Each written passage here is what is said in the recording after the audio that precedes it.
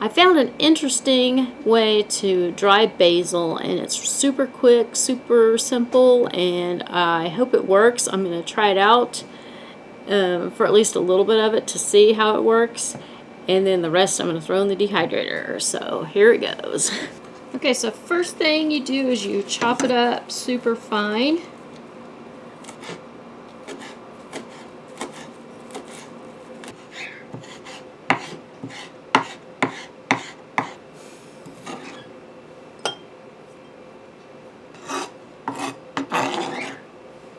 So I got it finally chopped, and the next thing I'm going to do is stick it in the microwave for 60 seconds. One of my biggest concerns about doing it this way is I'm wondering if the microwave will affect the nutritional values of it. And then the other thing is, will it affect the taste?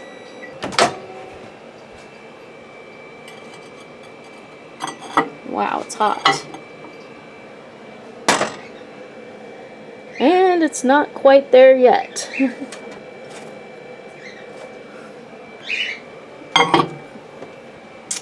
We'll put it in for another 30 seconds. Now in the video I watched, they put it in for 60 seconds, but they may have had a lot less in there than what I did.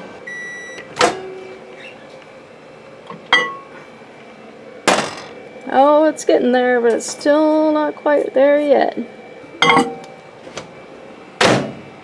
Put it in for another 30. This may not work out so well. That's why I'm only trying a small amount. I plan on putting the rest of it in the dehydrator. Okay, we'll see if it's ready now. Ooh. It is pretty dry now. Okay, so it is all dried. That is a super fast way to do it. It smells just like dried basil too. I will set it off to the side and keep it separate and try it out later. Now on to getting the rest of it in the dehydrator. One of my goals this year was to grow enough of our own basil that we didn't have to buy any. And I'm pretty sure that I accomplished that just with this picking. I think we're going to have more basil than what we can use in a year.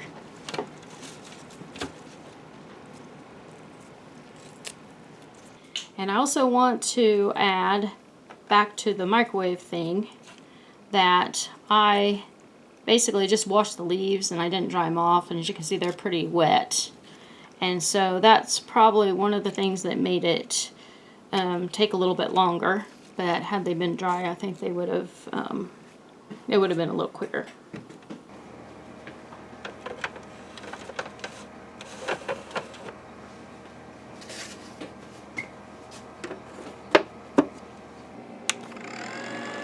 Oh man, I am needing to can tomatoes, and Brooke is needing to boil her driftwood, and we have been fighting over who gets the kitchen.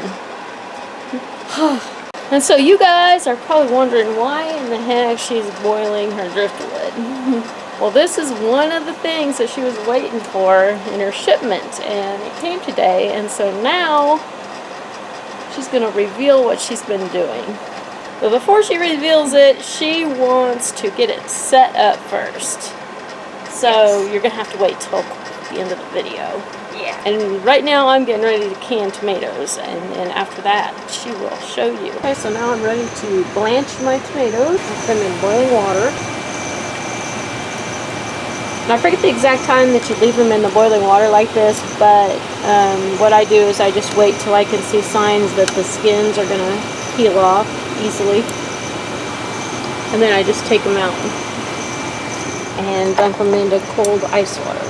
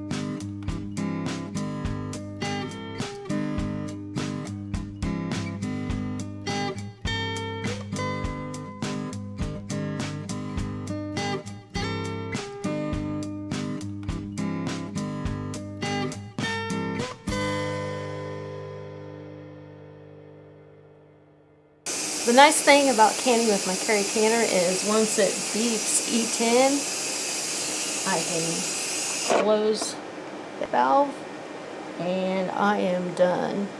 It'll just finish on its own and I can go ahead and do other things like making fresh salsa for this weekend.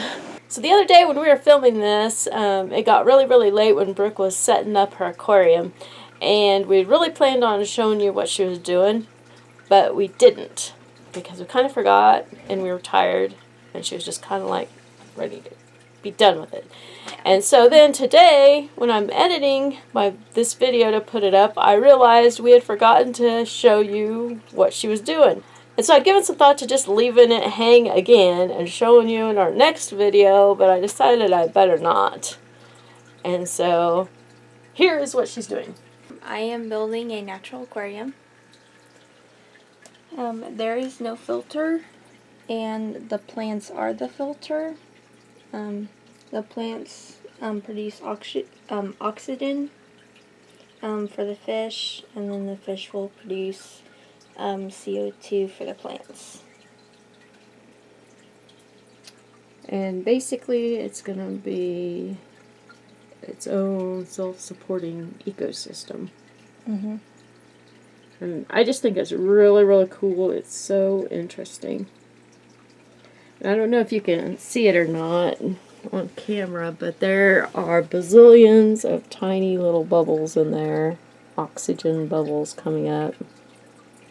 And everything. Okay, the white fuzz on the driftwood is completely fine.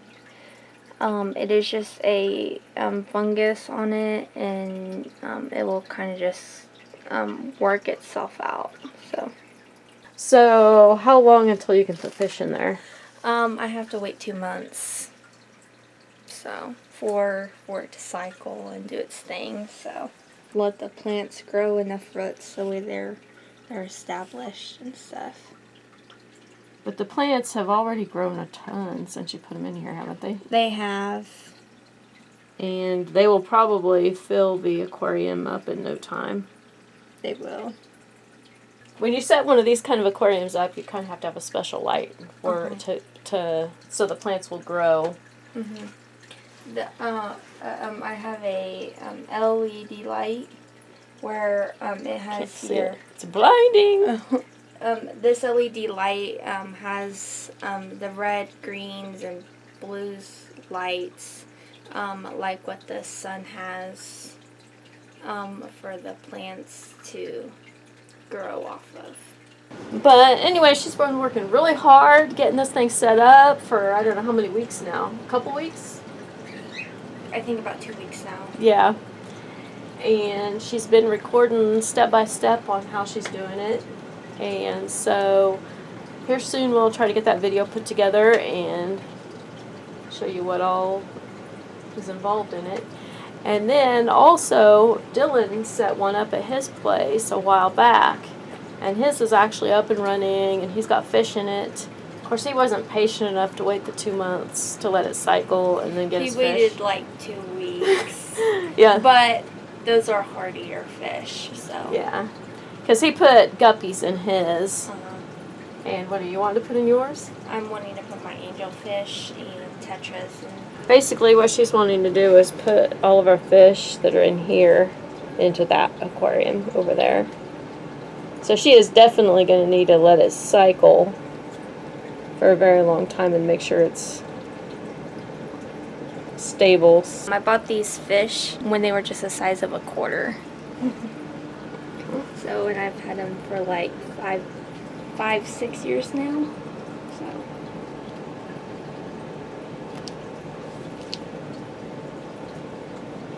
So that pretty much wraps up the video for today, and hopefully we will get her aquarium setup video up very soon.